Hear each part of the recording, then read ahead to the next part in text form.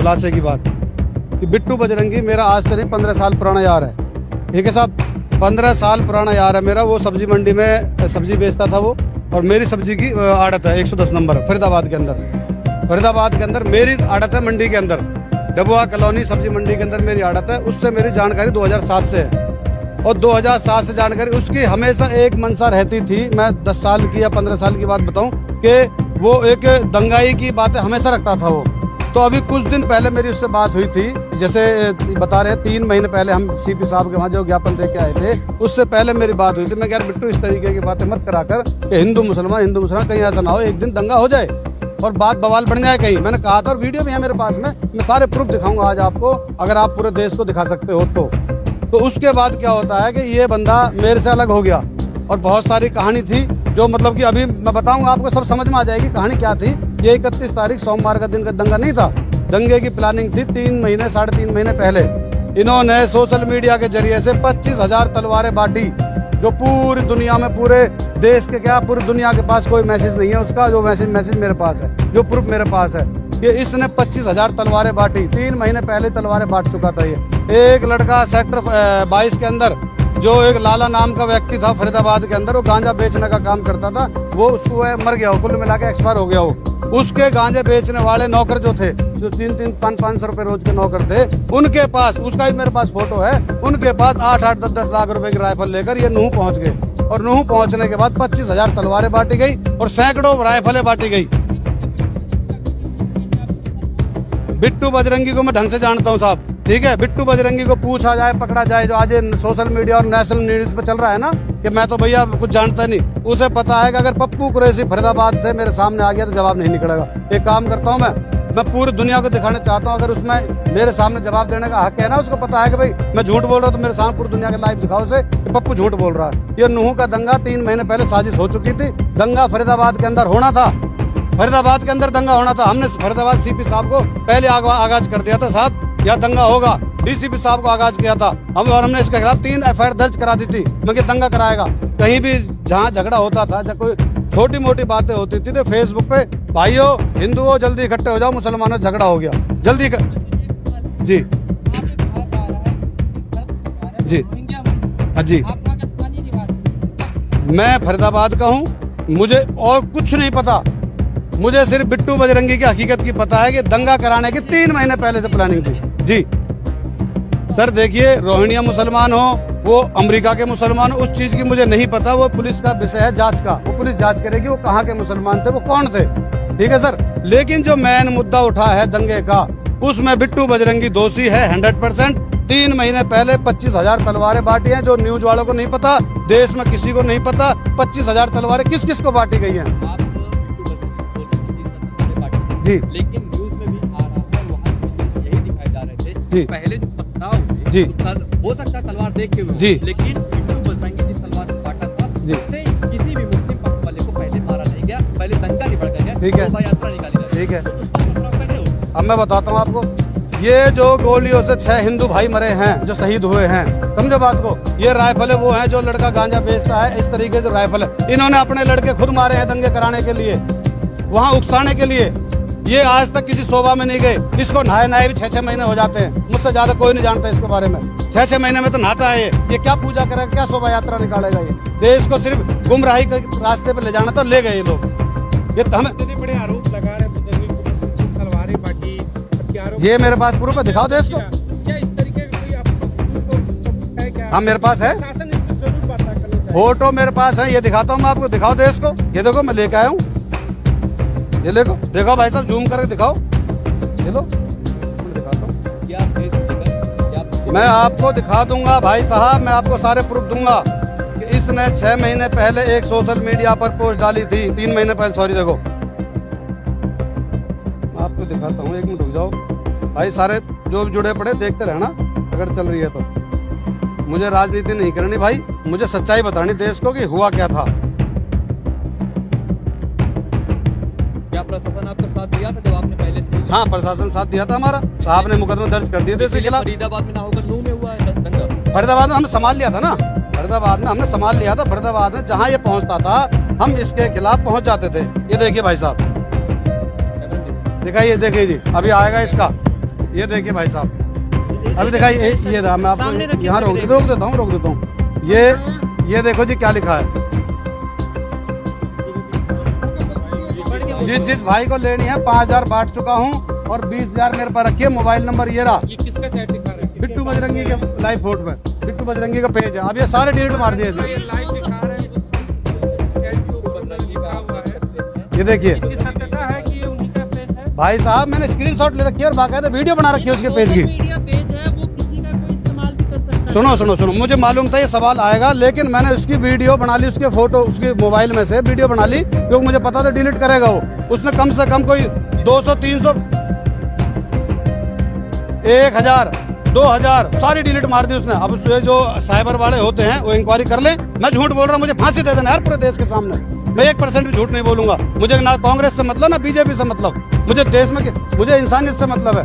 इंसानियत के साथ खिलवाड़ हुआ है। जो 6 बच्चे जो शहीद हुए ना, चाहे वो हिंदू भाई हो गए चाहे मुसलमान भाई हो गए, वो थे तो अपने माँ के लाल, इन्होंने मरवाए वो। एक सवाल बताया, आपने तमाम आरोप लगाए हैं, सबूत भी आपने दिखाया, मतलब प्रशासन तमाम जो जांच है, तो क्या पिछले इन तमाम घटनाओं पर प्रशासन के बाद भी आप गए, आप जो इतनी बड़ी जो घटना हो गई, तो इन सबूतों को लेकर प्रशासन। सर मेरी बात सुनिए, फरीदाबाद का, हम फरीदाबाद की प्रशासन का शुक्रिया करते हैं। देश में किसी का करे ना करे, हम फरीदाबाद की प्रशासन का शुक्रिया इसलिए करते हैं कि हमने उनको रिटर्न में दिया और हजारों आदमी हमारे साथ, हिंदू, मुसलमान, सिख, ईसाई। मैं आपको वो वीडियो भी दिखा दूंगा। डीसीपी साहब के पास हम गए और डीसीपी साहब ने यह आश्वासन दिया कि तुम टेंशन ना लो, तुम अपना सुकून से रहो। पुलिस सक्रिय हो चुकी थी, इसके पीछे लग चुकी थी पुलिस, और पुलिस को मालूम था कि दंगे करवाएगा, पूरे समाज को मालूम था कि दंगे करवाएगा फरीदाबाद में। दंगे के बाद आप प्रशासन से मिले हैं कहीं? हम बिल्कुल नहीं मिले साहब, हमारे वहाँ 144 लगी हुई थी, हम अपने घरों में छुपे हुए थे। आज जांगड़ा जी के प्रधान जी की तरफ से, मतलब वजह से हमारे दिल में थोड़ी सी, क्योंकि हम रोज न्यूज देख रहे हैं, रोज मेरे अंदर से आग लग रही थी कि सच्चाई क्या है, दिखाया क्या जा रहा है। जी ये देखिए मिले हैं हम। पहले नहीं, अभी अगर आप भाई अब आग लग चुकी, अब हम आपको दिखाना चाह रहे हैं ना। देश की मीडिया जो बैठी होती है दिल्ली के अंदर, वो पूरी दुनिया को दिखाती है। दिल्ली के अंदर जो मीडिया होती है और जो हमारे फरीदाबाद के सोशल मीडिया होते हैं, वो कहीं 100 आदमी देखते हैं कि 200 आदमी देखते हैं। हम इसलिए दिल्ली आए हैं कि लोग बाग पूरी दुनिया देखे इसको सच्चाई क्या थी। यही कहना चाहते कि प्रायोजित दंगा था, जो भी वहाँ पर दिक्कतें हुई, उसको कहीं ना कहीं आपने बजरंगी की बात की, उन्होंने इसको प्रायोजित किया। हाँ प्लानिंग थी। 3 महीने पहले प्लानिंग हो चुकी थी, तलवारें बट चुकी थी, दंगा फरीदाबाद में होता। मुझसे फेसबुक के जरिए से इसको, इस जिहादी को पेट्रोल डाल के आग लगा देंगे। हम डीसीपी कमिश्नर साहब और डीसीपी साहब के पास जब गए थे कंप्लेंट देने, तो इस दूसरे दिन इसके साथ ही कहता है कि हम इस जिहादी को, हमसे जिहादी बोलते हैं लोग, कि भाई जिहादी को हम पेट्रोल डाल के आग लगा देंगे। वो वीडियो, वो फोटो मेरे पास है। आपको धमकी दी? मेरे को जान से मारे, पेट्रोल डाल के आग लगा देंगे, ये बोला था मेरे को। मेरे पास वो प्रूफ है उसका। भाई साहब देखो, मैं हाथ जोड़ के कह रहा हूँ, अल्लाह के वास्ते, भगवान के वास्ते, कि इस बात को खोलो कि असली दोषी कौन है। ना हिंदू दोषी, ना मुसलमान दोषी, ना सिख दोषी, ना ईसाई दोषी है। दोषी कुछ जालिम छुपे हुए जो आज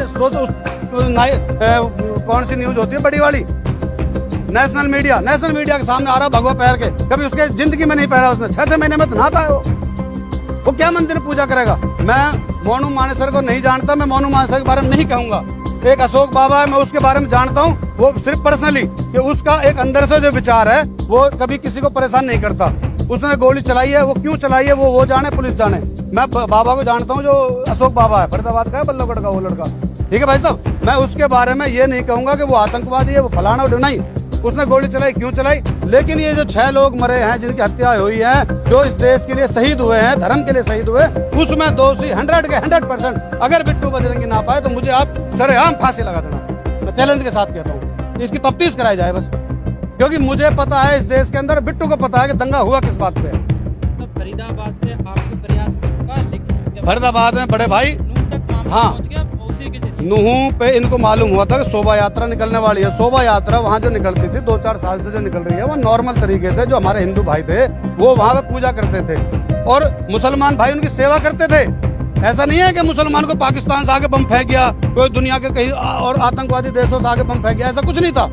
वहाँ पे हिंदू मुसलमान का इतना बड़ा प्यार है, इतना बड़ा प्यार है कि शायद ही देश में किसी कोने पे मिलेगा, समझ रहे भाई साहब। लेकिन वहाँ इन्होंने प्लानिंग बनाई थी कि फरीदाबाद में, तो हमने कर दी प्लानिंग कैंसिल। 3-4 मुकदमे लगवा दिए इसके ऊपर हमने। क्यों लगवाए कि जगह जगह जहाँ हमको इसकी कच्ची बातें पता लगती रही, हम वहाँ कंप्लेंट देते रहे। एक और बताऊँ मैं आपको, फरीदाबाद के अंदर सेक्टर 58 का थाना SHO साहब, मैं झूठ बोलूंगा, आप पूछ लेना उनसे, कि इसने एक दिन सेक्टर 56 में आसियाना नाम के फ्लैट हैं। आसियाना नाम के फ्लैट में एक सपोला नाम का लड़का जो गांजा और दारू बेचता है, जिसपे 21 मुकदमे लगे हुए हैं, बिट्टू का पार्टनर है वो। उस सपोला नाम के लड़के ने एक मुस्लिम टेम्पू चलाने वाले लड़के के हाथ और पैर तोड़ दिए और उसको दंगे का रूप दे दिया कि जल्दी आ जाओ। फेसबुक पे डाला इसने कि भाई जल्दी आ जाओ, मुसलमानों से हिंदुओं का झगड़ा हो गया, जबकि एक गांजा बेचने वाले का टेम्पू चलाने वाले झगड़ा हुआ।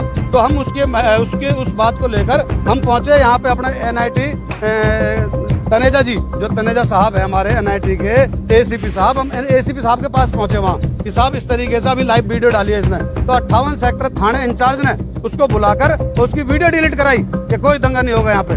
पूछ लेना मैं झूठ बोल रहा हूँ तो इसकी बजरंगी के आप कहने ये चाहते कि शुरू से उसका यही मनसा था, उसकी मेंटालिटी थी, हमेशा वो प्रयास करता था, लाइव आता था, हिंदू मुस्लिम प्रयास करता था कि किसी तरीके से विवाद बढ़ता रहे। तमाम लाइव वीडियो भी उसने डाली। बड़े भाई देखो, उसकी अगर आप सारी वीडियो डिलीट मार दे उसने, उसे पता कि मेरे सारे पॉइंट फंसने वाले हैं, तो अगर ये तो साइबर का काम है, साइबर उसकी दोबारा वीडियो निकाले और एक भी वीडियो में उसने अगर भाईचारे की बात करी हो ना तो मुझे फांसी दे देना। उसमें हिंदू मुसलमान वहाँ के जो हमारे हिंदू भाई है ना फरीदाबाद के, वो बहुत समझदार है।